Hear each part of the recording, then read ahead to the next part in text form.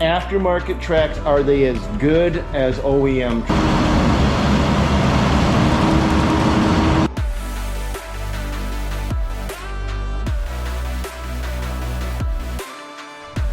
He couldn't hardly walk anymore, and then I just kept pushing him around in a wheelchair.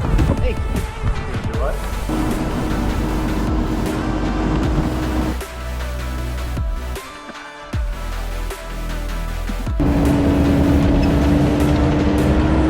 Taste it, touch it, feel it, smell it. It's not cold out unless you're wearing a polo shirt.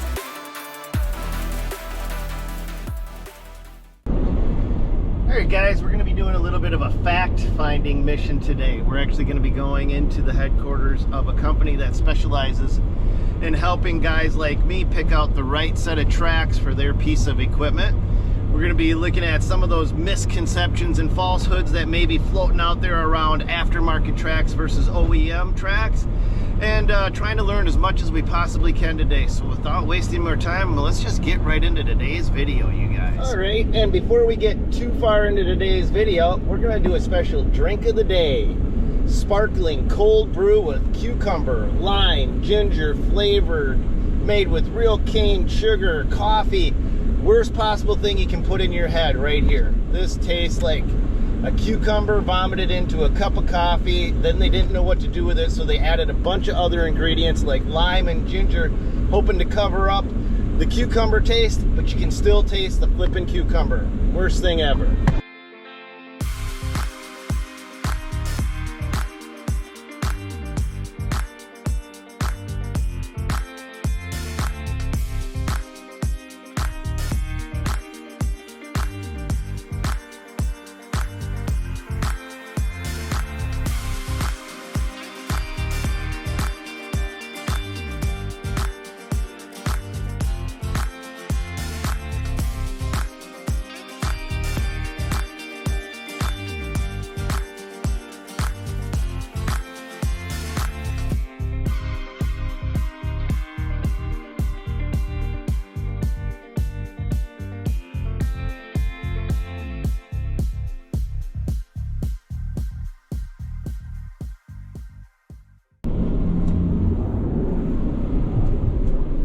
Looks like we arrived.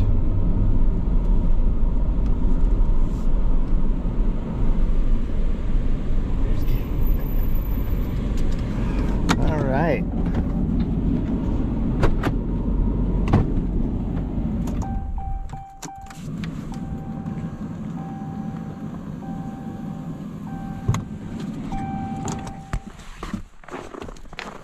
All right, let's go say hi to Garrett. Garrett. How you doing? Good, dude. How are you? Good.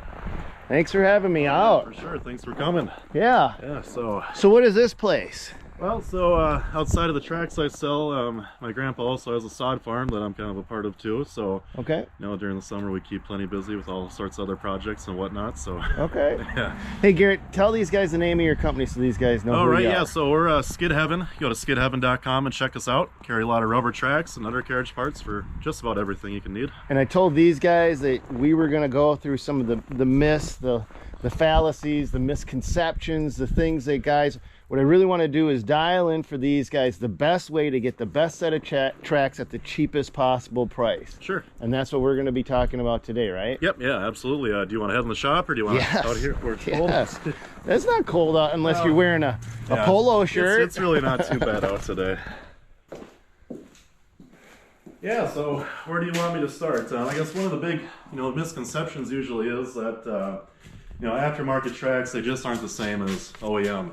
Yeah. And in all truth and honesty, a lot of people don't know the manufacturers don't make their own tracks. They're so busy trying to make a great machine, and rubber tracks are kind of their own, really specialty thing. It takes a lot of expertise to get them right. Yep. And there's a lot of other manufacturers that make their tracks for all the machine manufacturers.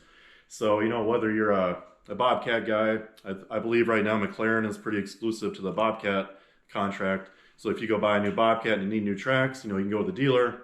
They're going to charge you whatever. OEM tracks. So Yep. That's one of the first things that I really want to figure out is aftermarket tracks, are they as good as OEM tracks? Yes, because they're pretty much, if not the exact same thing in just about every case.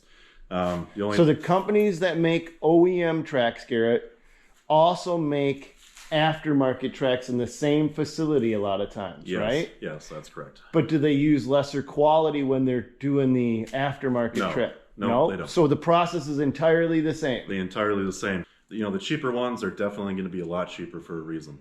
So when you look at the really cheap ones, like, you know, let's say these tracks for your Kubota 95 or 75, sorry, mine's a 95. Retail right now with everything going on is probably about $3,000 a set. And all the quality tracks are going to be pretty close, especially with all the online retailers. Everything's going to be pretty close in price.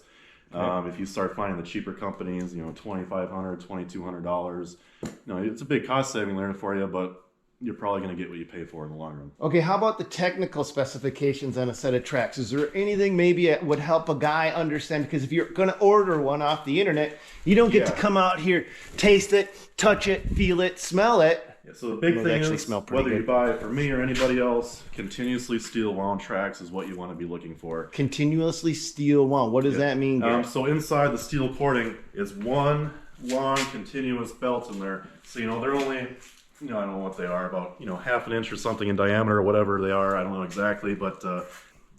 Okay, what else should we know about, Garrett? I guess some people have questions about using synthetic rubber. Really... Synthetic rubber and natural rubber is about the same cost. We're not doing it from the manufacturing point to save money. Something you do want to look out, a manufacturer is probably never going to tell you, but the cheaper manufacturers, let's say they go through a big batch of tracks, they have a lot of vulcanized rubber that's left over. They call it crumb rubber. They'll melt that back down into their next batch of tracks. It doesn't mix up as nice, you know, it's just a cheaper way to do things, save money, but they're recycling the rubber, and that's not the problem. The problem is how the process of how they're recycling that rubber is oftentimes inferior, or all the times inferior, or maybe just in certain cases. Probably most of the time, I would say, it's going to make for an inferior track. So you were saying synthetic versus natural rubber. There's really no difference. There's no difference in cost there. The reason we're doing it is synthetic rubber adds a little bit of durability to the track that's just not found in natural rubber. Okay. And also natural rubber tends to heat up a little bit differently, so it might be a little more prone to cracks. And, you know, we're only talking, you know, 20% synthetic to about 80% natural rubber. And it's just to give the track a little more durability and last a bit longer for you. So. Okay. What other hot tips or advice do you got for these guys when they're in the market for buying? When you're looking for tracks, I know a lot of people are always concerned about warranties, which is a good thing. You want a great warranty. Yep. The thing is, with these rubber track warranties, there's, you know, rubber track machines have been out for, you know, 25 years now or so. There's so much data now that shows if a rubber track's going to fail, it's probably going to fail in the first 50, 150 hours. And very rarely after that, you know, rough time frame is a track going to fail for manufacturer default. So the warranties become more of a marketing thing where, sure, we'll warranty the track 1,000 hours, 1,500 hours, but most chances it's never going to fail if it hasn't already failed. And once you get up to 1,500 hours, tracks are usually worn down anyway. So, right. You know. But are there any companies out there building these warranties which don't include, they have exclusions which really don't help the guys? Maybe they don't include if you know, some way of getting out of a premature failure. You need to be Do you careful. know what I mean? You know, they might argue with you that, like a lot of guys, not so much in our area right here, but running in really rocky soil where rocks are tearing up tracks, cutting them. You might get a rock that'll go through the steel belting and cut it. You know, that's probably not going to be covered under warranty anyway, but, Nope. You know, they'll start using excuses. Well, maybe you were in rocks, you know, how do you know? Stuff like that where, like with our tracks, you know, we're pretty serious about it. You know, we can tell when a track's failed, replace it. A lot of people confuse going with a wider track. They think going with a wider track's going to equal more traction, when really a wider track is giving you more flotation, so you don't sink down and you don't get yourself stuck. Really, that wider track is giving you less ground pressure. As you take away ground pressure, you're losing traction. So it kind of becomes specific to what your application is. If you're constantly in mud or you find yourself sinking, you're going to want the ground pressure, and you might have a little bit less traction, but then you're not stuck. You know? If you're always on hard dirt and stuff and you're not really worried about flotation, and you want the extra traction if you're pushing, you know, huge amounts of dirt and you need that extra traction to keep pushing, or if you wanted to. So I'm going to argue with you on that one because I don't know. I'll be straight with you because here's the thing. Do you go in snow? Let's talk about snow in particular. Do you go with a wider track, distribute that weight over the snow surface, or do you want to skinny your track, bite through, grab hold of that asphalt, and go? In general, I'm going to go with the widest possible track I can because I also want to have the option to be able to use these year round and to be able to float through mud. Yeah, I think you got a really good point because these zigzag tracks, for example, the track pattern, I think it's comparable to running a wheel machine as far as traction is concerned, even on the wider patterns. Not the taller, narrow, skinny snow plowing tires, but, you know, normal skid tires. Right. This will have just as much traction, and you'll probably be fine plowing snow with them. It's just kind of like the fundamental reasoning behind it is go a little bit narrower and more traction. So one of the things that you mentioned a point about ripping and tearing your tracks in rocky, gravelly dirt. So that's one of the things you guys may have seen on my channel. We switch them every year. Okay. Yeah. So we switch them. So when it's summertime, we put on our dirt tracks. Sure. Because we know we're going to chew those up. Yeah. In the wintertime, we stick on our all seasons. Now, we could run with these all year long, and the ASV is a famous machine that has all season tracks all year long, and the performance is phenomenal. The only reason we don't take those off and switch them around is because what would we switch them into? They came on the machine, they're the perfect track for them, but on an instance like a Kubota, something that comes with a dirt track, then it's worth it to take those dirt tracks off, save them for your demolition, your rocky soils, your spring, summer, winter, fall. Slap on a good set of aftermarket snow tracks. You're going to save the wear and tear because here's the thing, the asphalt, right? Because when you're snow plowing, you're 100% on asphalt. You know, I mean, maybe some guys aren't, but we are. Yeah. And just that and that turning wears the tracks down hyper fast. I mean, it's really invasive on those tracks. And so then it makes sense to get the most life out of your snow tracks. For sure. Keep them as snow. To get the most life out of your dirt tracks, don't put your snow tracks out on a demolition site because you're going to have cross tears. And that's going to lead to premature wear on your tracks. Yes, absolutely. Yep. Okay. So how do guys reach out? If they want more information to ask you questions, would you answer any questions? Yes, I'm happy to answer any questions you guys have. Skidheaven.com, just like it sounds, Skid Heaven. We are on Facebook. Just search for Skid Heaven. I don't have a Twitter or anything like that. I'm not on YouTube, but that's the easiest way to find me. Garrett at skidheaven.com for an email, or it's all on the website as well. And guys, if they wanted to order more order tracks, can they order directly through you then? Yes, directly through me. I'm through the website, and I thought we'd also do, I'm going to put a coupon on the website as well.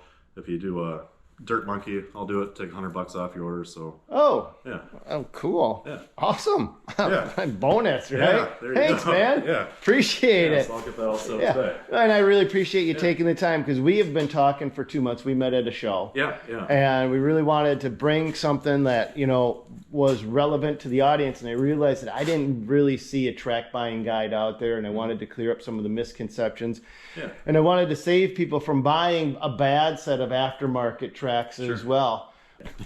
All right, you guys, well, let's throw these in the truck, and then what we're gonna do is we're gonna throw these on the Kubota and then put the Kubota head to head up against the ASV, and we're gonna find out exactly how a set of all season tracks can affect the performance of a machine going right from dirt to all season. If you guys haven't seen it yet, we put the ASV in my Kubota up bucket to bucket, nose to nose.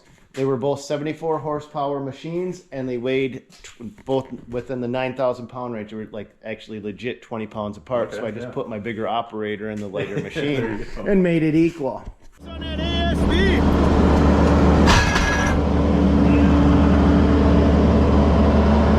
No way, let's put the ASV against this right now. You good? Okay, what we're gonna show is the difference from dirt tracks versus snow tracks. Kubota has dirt, ASV has snow. Go ahead, go!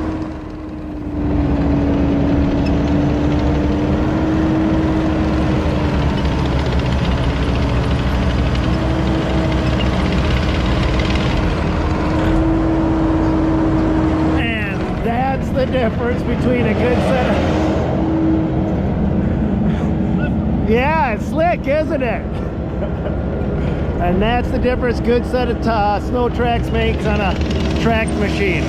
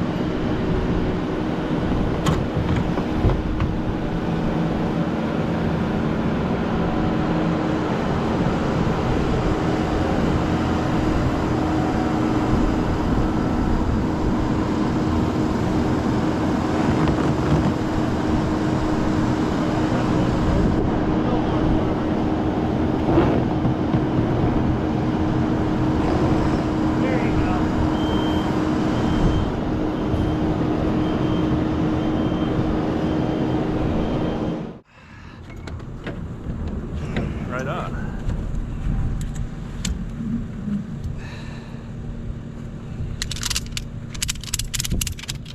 Was that your folks? That's my grandpa. Nice. Yeah. Yep, 80 years old, still going. Don't let them stop. No. Don't let them stop. It's the best way to keep them young is to work them. Yeah.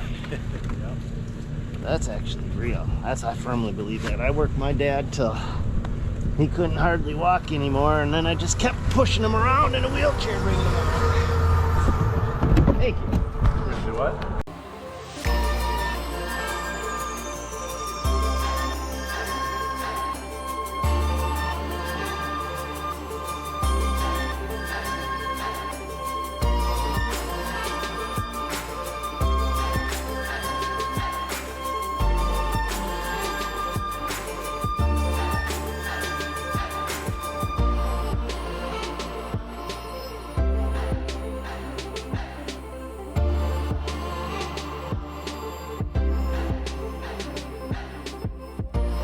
You've got this side prepped and ready to go. What's the next Correct. step to get this track off, Alex? We're gonna pop this bolt out, this little grease cert off. Okay. Let the grease out. Then we'll get the track handler pad into the front here. We'll roll around there. Makes it easier to kind of fork that off. Fork it off. Yep. And you're saying you can do it by yourself? Yep. Yeah. So here's what so that's what the dirt tracks look like. Then you can see the snow tread, completely different design, wider track too. Yeah, Little wider. minimal clearance back here with these bolts. Man, I can barely fit my finger through there. You know, that's pretty close. Right. But what do you think of these grooves right here? How long do you think those will last? Not very long. Maybe if there's nice snow on the ground, but if it was on straight asphalt, I feel like they get burned off pretty quick driving on it. No, are these the same as this? No, these cat tracks are a little bit different, aren't they? Yeah. So this is what, our second season on these cat tracks? Yep. And we run these just in the winter time, so you can kind of see the similarities. It's got the grooves here the same. This has all been wore off. The cat tracks do have the center lug grooves, but all right, well, we'll test it out. We'll put the new ones on, and I think we got good conditions that we could put the ASV in this up nose to nose, huh? Yeah. And give it a good test push. Yeah, get it on top of this stuff, slippery on ice.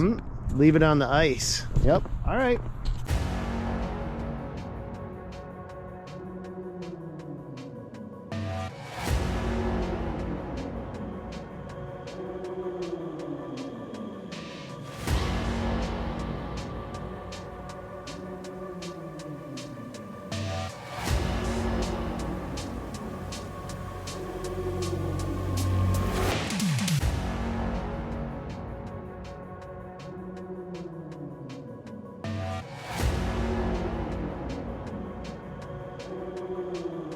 It took Alex about 10 minutes to change out that side of the tracks. We've kind of got it down to a science. We use a thing called a track handler, but we don't use the entire kit. We just use the pad, and then we obviously use the skid loader to do the rest of the work, but sure, it doesn't take a lot of work to get it once you've got a little bit of practice.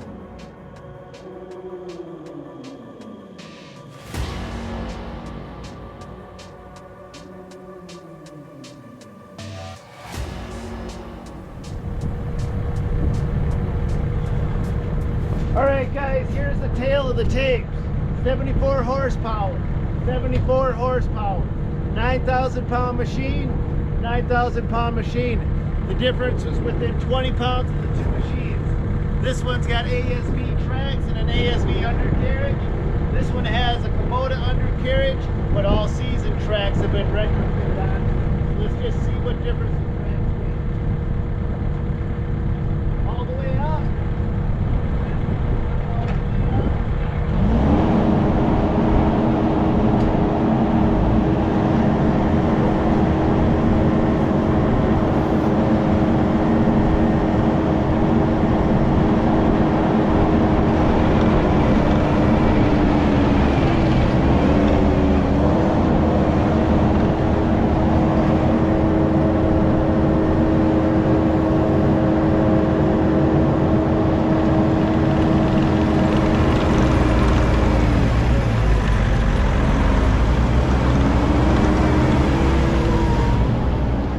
My 2 cents on this contest is if the ASV had brand new tracks like the Kubota has, they'd be a dead even heat.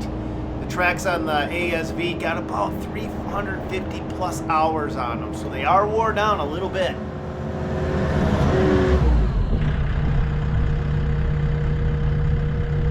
I feel they smoke different in the world. Last time I put it through twice. From one end all the way down to the other end. Yeah, that was Blaine in there last time. Yeah. Yeah. Or whoever was in the Kubota, they went for the run. Blaine, Yeah, they went for the roll. So there you go. That's the difference I think tracks make.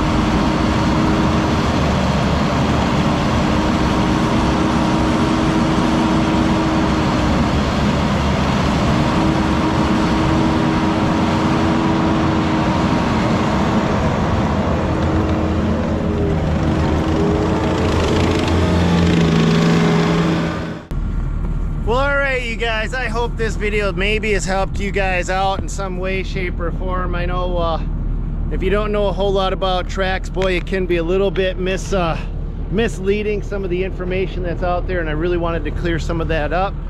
So we put the brand new tracks on the Kubota and put it up against the ASV, which is actually designed. And if you guys haven't seen that before, this is not the first time we did this. The last time we did the video where we put the Kubota up against the ASV and the Kubota had dirt tracks, the ASV pushed it from there all the way back to the snow pile, what, 2-3 times? Yeah. Something like that. Just it was no, now it's pretty much a dead even heat. Yeah, it sure is. Now there's no reason why somebody can't jump in the Kubota just as likely as the ASV, just as likely as the Cat, because they're all gonna go. Big thanks goes out to Garrett from Skid Steer Heaven for being willing to answer some of those questions and doing the research and letting us know the differences in OEM tracks versus aftermarket tracks, which ones are actually better. And did you know that a lot of the aftermarket tracks are actually built by the OEM manufacturers out there? That's what I learned. These right here. All they do is they stick a different rubber stamp on them. A set of tracks like this will go to Takeuchi, and a different set from the same company made the same way will have the aftermarket tracks with their stamp on it. They don't retool the factory, they don't do anything else, they just put a generic label on it. It's like getting generic drugs from you know, So anyway, so that's about it. God bless you guys. Go get them, and we will catch you guys on another one. That only took you 10 minutes to switch tracks on that one side. Yeah, flew through it. Perfect. You're getting to be a pro at that. Was this the 8th set of tracks you've changed? At least. At We're gonna least. be swapped right in the spring again too, back to the dirt track. In a month or two. Yeah, it's getting pretty quick to be in that time.